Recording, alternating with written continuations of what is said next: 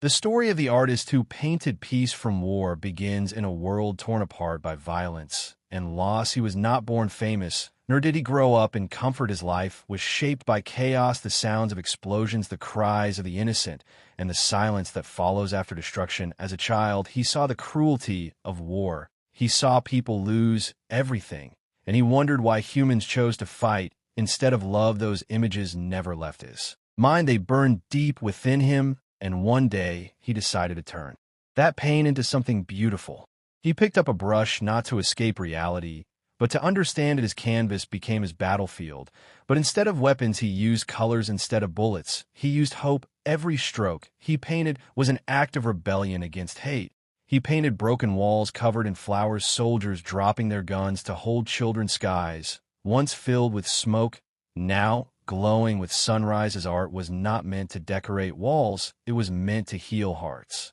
As his paintings spread, people began to see themselves in his work. They felt their own pain reflected in the shapes and shades. He painted the sadness of mothers who lost their sons, the fear of children who grew up too fast, the loneliness of those waiting for peace. His art spoke. Where words failed, it crossed borders and languages. It reminded people that even in the darkest moments, beauty can be born.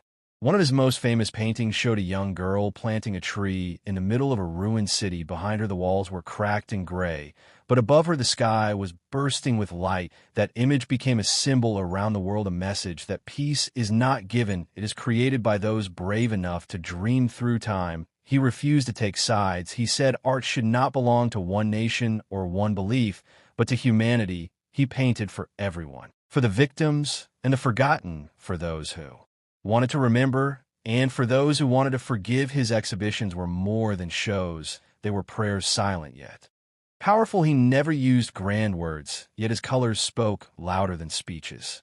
The artist's fame grew, but he never let it change his mission. He still painted in small studios in destroyed towns, using pieces of broken glass and wood from fallen homes to create his work. He believed that real art must come from truth, and truth is often found in pain. He once said, "I do not paint war, I paint what war leaves behind." As years passed, his paintings began to heal. Even those who once fought, they saw through his art that humanity shared one heart. No matter how divided the world, try to be. His story reminds us that peace is not just the end of war. It is an idea that must be painted, written, sung, and lived by each of us every day.